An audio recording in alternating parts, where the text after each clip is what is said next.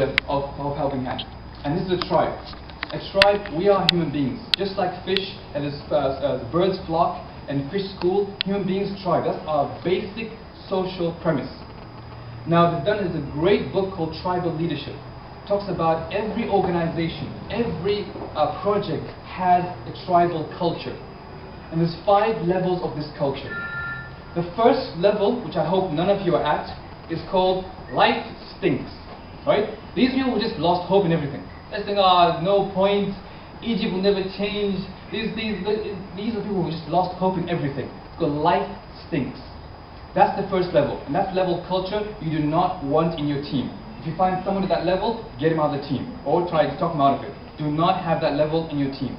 The second level, which some people have, is saying, my life stinks. Which is, everyone else is doing good, but I'm not too good. I'm not a good designer. I'm not that good. I cannot achieve anything. I'm a very simple person. That level of culture, again, it destroys that team. And you have to help this person by giving them confidence. No, you can do things. Give them things which they can do to promote it. And again, you have to, as a leader, and as all of your leaders in this culture, listen to the culture of your group. What is the common things you'll do? Are you saying life stinks where you lose hope in everything? Or some people, individually, they're like, I'm not that good, or I don't believe I can do things. That's the second level, which I hope none of you are at. The third level, which unfortunately most organizations are at, or most people in the organization are at, is I am great, and you are not. Right? That is this ego level problem. This is a huge problem within our organizations.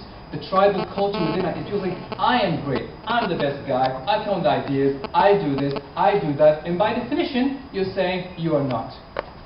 That level of culture you have to be very wary of. Again, as a leader, as someone who tells, that's not right. You know, I am great, yeah, we are all great, we're all doing this, you can't do this on your own. We have to work together. So I am just using I. Be very careful if someone keeps saying I. And normally this person feeds off the person's my life stinks, right? Level 3 guys, I am great, says, yeah, that's not good. I'll take care of that. I'll do it for you, don't worry. You know, that's the level that these two feed off each other. So life stinks, you don't want to be there. My life stinks, you don't want to be there. I am great, hopefully you're not there. The next level is where at least all of you should be there, which is, we are great. We as a team are great. We're achieving amazing things. We're doing so many things. We're helping people. We're doing things which no one has done before. We are helping people. Look, we as a team are great. And the way to notice this culture is by people saying we, including the leader, including whoever is at the top, they all say we. You say, no, mashallah, but let's say you have a great president, great someone who's leading it, but you say, no, it's not me, the team is great. We are always doing this together. We're always working hard together. We are great. That should be the basic language of this culture to become socially productive culture. But there's a problem with this level. You're saying we are great, and by definition, everyone else is not. And it creates this competition. Sometimes you have 2, 3 great projects. And again, me and Tara talked about this earlier. He's saying, sometimes you have great people, but they don't partner. Everyone's like in their own territory. This is our project. It's called Help Club. I don't help the other guys over there, right? It's our project. We don't work together. Those guys over there. That, again, it's limiting. You cannot expand beyond that. And you cannot be creative because you're always trying to compete with other people. You want to move on to stage 5 leadership. Stage 5 culture. Stage 5 goes, life is great. I don't care what people are doing. I don't care what that other guy's doing. We are going to achieve this. And life is great. I mean, this is the tribal culture of guys at Apple, at Google. When Apple thought of the iPhone, they think, what is everyone else doing on the phone? No. They said, let's do something that no one even thought about. Let's do something that's even, life is great. Let's do something beyond even, what is already there. And that's the level 5 culture. It's very hard to get there. Very, very hard. Normally, most good teams oscillate between level 4 and level 5. We are great and life good. These are the good teams. If you go to level 3, it will break down over time. If you say, I am great, I am great, I am great, you'll have divide. Level 2, you won't go anywhere. Level 1, so be careful of doing level 1, okay? So these are the levels. So now, again, let's step back. Definition of productivity, focus plus energy.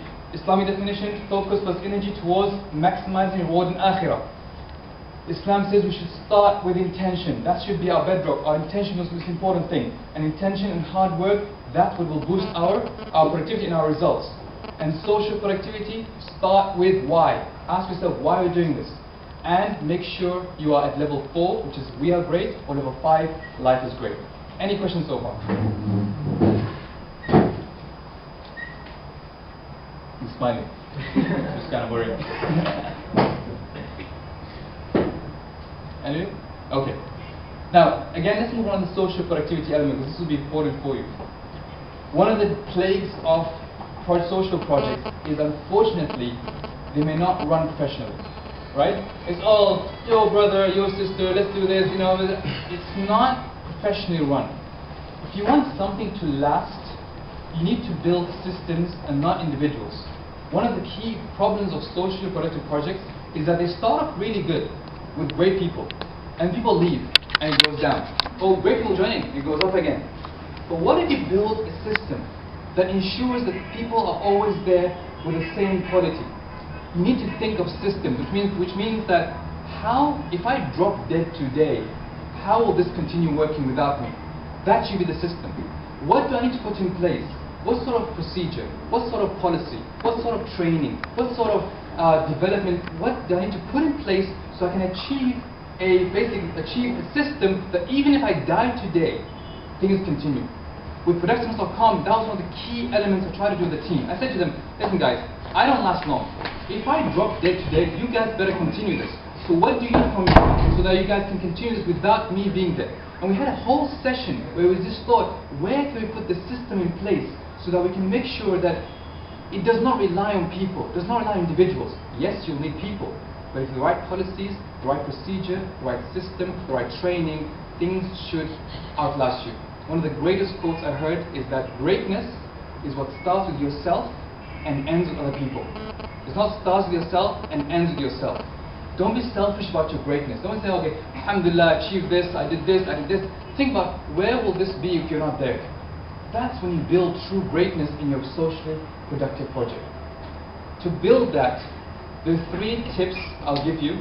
3 very simple, practical management tips to make sure that you build a system and to build people who can outlast you or can do things beyond you. The first one is one-on-one feedback.